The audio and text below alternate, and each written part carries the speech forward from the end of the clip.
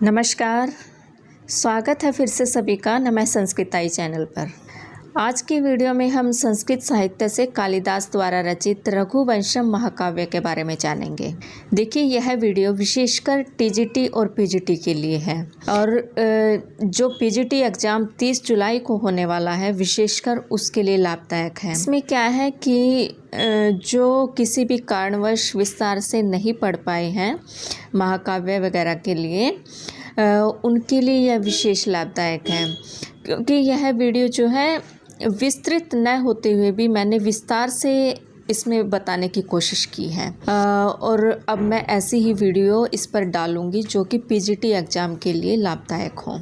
ठीक है, तो अब आज से मैंने महाकाव्य शुरू किए हैं। संस्कृत साहित्य का जो पोर्शन है उसमें जो काव्य और महाकाव्य ग्रंथ वगैरह हैं वे हम देखेंगे इसमें। तो आज मैं एक महाकाव्य लूँगी जो कि महाकवि कालिदास द्वारा रचित है, रघुवंशम महाकाव्य।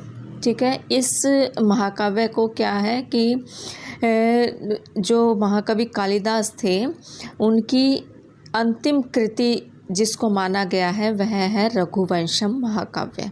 ठीक है, इस महाकाव्य को टोटल 19 सर्गों में बांटा गया है।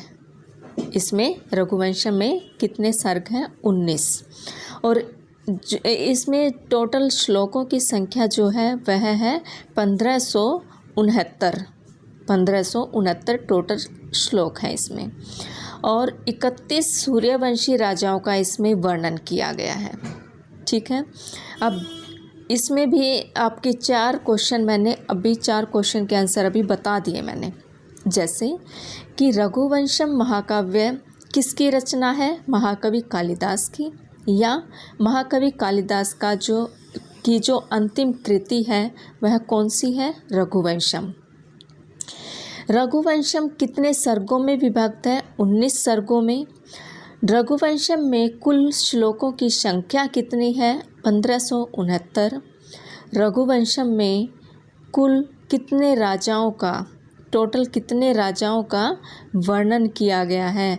31 राजाओं का, 31 सूर्यवंशी राजाओं का। हम शुरू करते हैं रघुवंशम को।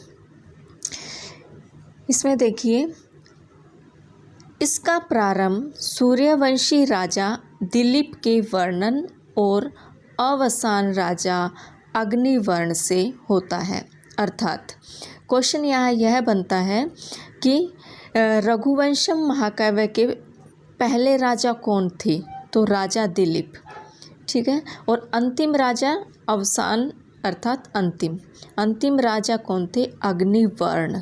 ठीक है, तो रघुवंशम का प्रारंभ सूर्यवंशी राजा दिलीप के वर्णन से और अंतिम जो अवसान है यानी कि रघुवंश खत्म जहाँ पर होता है उन राजा अग्निवर्ण से होता है। अब देखिए, इसमें अलग अलग सर्ग के बारे में बताया है। टोटल 19 सर्ग हमने बताए हैं इसमें, तो टोटल 19 सर्ग के बारे में इसमें बता दिया गया है। प्रथम एवं द्वितीय सर्ग में क्या है? आपके क्वेश्चन इस प्रकार से भी आते हैं, कोई भी आपको लाइन दे दी जाएगी किसी भी सर्ग की कि यह कौन से सर्ग से लाइन संकलित है, या फिर तृतीय सर्ग में किस चीज़ का वर्णन किया गया है, ऐसे क्वेश्चंस आपसे पूछे जाते हैं। तो अब देखिए, प्रथम एवं द्वितीय सर्ग में दिलीप सर्व संपन्न होते हुए भी पुत्र विहीन होने के कारण अत्यंत दुखी होकर रानी सुदक्षिणा के साथ वशिष्ठ गुरु के आश्रम पहुंचते हैं। अर्थात जो राजा दिलीप है वो हर चीज़ से सर्व संपन्न है, केवल उनको क्या अभाव है? पुत्र का।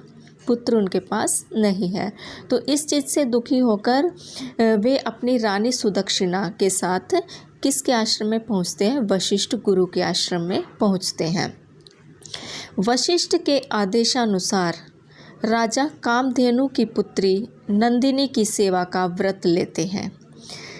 तो वशिष्ठ जी ने क्या आदेश दिया है कि कामधेनु की जो पुत्री है, यहाँ पर कामधेनु गाय का नाम है, ठीक है, कामधेनु, उसकी जो पुत्री है नंदिनी, उसकी सेवा करने के लिए उन्होंने कहा है। कुछ दिन व्यतीत होने पर गो राजा की सेवा शुश्रूषा की परीक्षा लेने हेतु चरती हुई हिमालय की गुफाओं में प्रवेश कर जाती है। अब यहाँ पर राजा की परीक्षा ली जा रही है गो के द्वारा, और वह कहाँ पहुँच जाती है? नंदिनी गाय हिमालय की गुफाओं में। वहाँ सिंह द्वारा आक्रमण करने पर राजा सिंह से गो को छोड़ देने की प्रार्थना करता है। राजा दिलीप जो है वो शेर को जो आक्रमण कर रहा है उससे प्रार्थना करता है कि वह गौ को छोड़ दे, और उसके बदले में अपना शरीर अर्पित वह कर देता है, अर्थात वह कि मेरे शरीर को तुम खा लो लेकिन गौ को छोड़ दो। इस भाव को देखकर नंदिनी प्रसन्न होकर पुत्र प्राप्ति का वरदान देती है। तो इस प्रकार से प्रथम एवं द्वितीय सर्ग में क्या क्या वर्णित है ये सब आप जान गए होंगे। इसमें से कई क्वेश्चन आपके बन रहे हैं कि राजा दिलीप की जो रानी थी उनका क्या नाम है? सुदक्षिणा। कौन से गुरु के आश्रम में वह पहुंचते हैं? वशिष्ठ गुरु के।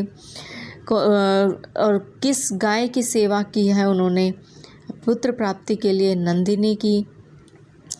और जो राजा की जो परीक्षा लेने कहाँ नंदिनी कहाँ पहुँची? हिमालय की गुफाओं में। किसने आक्रमण किया गो पे? नंदिनी पर किसने आक्रमण किया? सिंह ने। ठीक है। प्रथम एवं द्वितीय सर्ग के बाद तृतीय सर्ग में रघु की उत्पत्ति होती है, अर्थात जो राजा दिलीप थे उनके घर पुत्र की उत्पन्न होता है और जिसका नाम है रघु। रघु की उत्पत्ति होती है तृतीय सर्ग में। यौव राज्य तथा अश्वमेध में उनके द्वारा प्रदर्शित पराक्रम का वर्णन हुआ है। यज्ञ समाप्त होते ही रघु को राजा बनाकर दिलीप पत्नी सहित वन को चले जाते हैं। तो इसमें तृतीय सर्ग में यही बात है, आप समझ गए होंगे।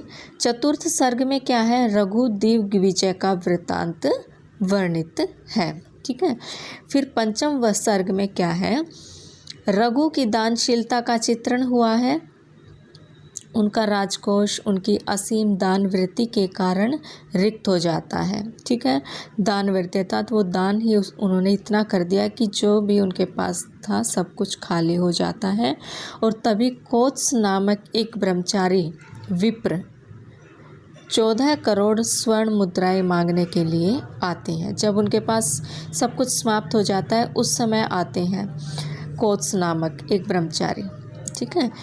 और 14 करोड़ स्वर्ण मुद्राएं मांगने के लिए धनपति कुबेर आक्रमण के भय से कोष में धन वृष्टि कर देता है।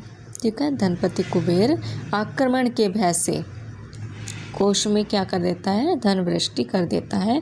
और तब कोत्स को धन दे दिया जाता है एवं वह पुत्र प्राप्ति का वरदान देकर चला जाता है। किसको?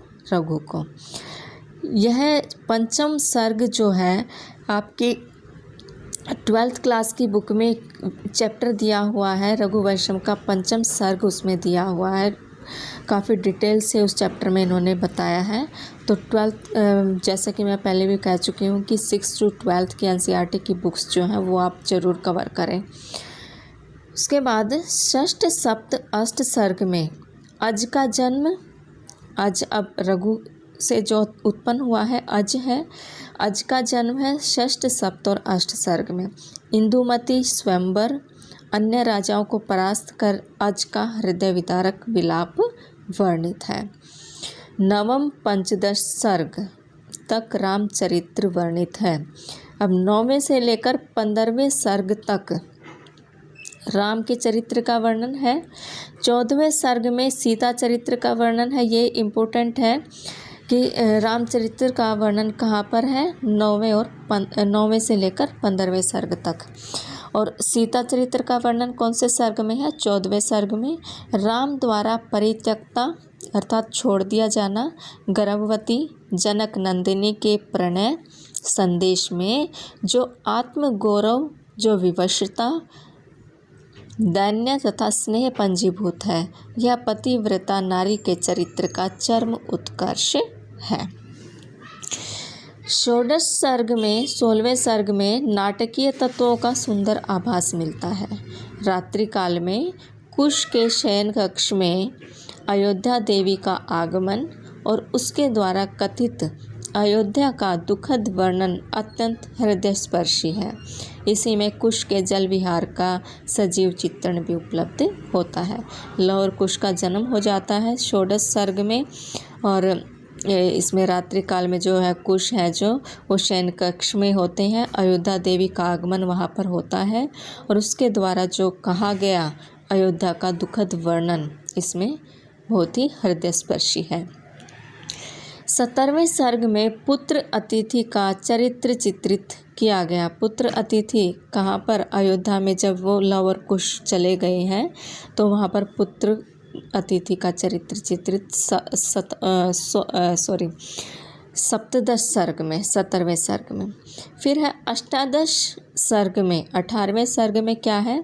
कवि कालिदास ने 21 राजाओं का उल्लेख किया है, जिनमें अंतिम राजा सुदर्शन की उत्तम शासन व्यवस्था का वर्णन ही प्रधान है। ठीक है, 21 राजाओं का उल्लेख है कौन से सर्ग में? अष्टादश 18वें सर्ग में।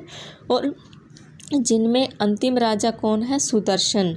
उनकी जो शासन व्यवस्था है उसका वर्णन ही इसमें प्रधान है।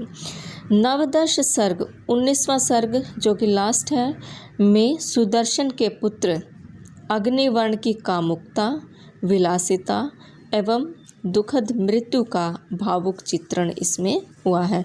तो 9वें सर्ग में यही बताया गया है।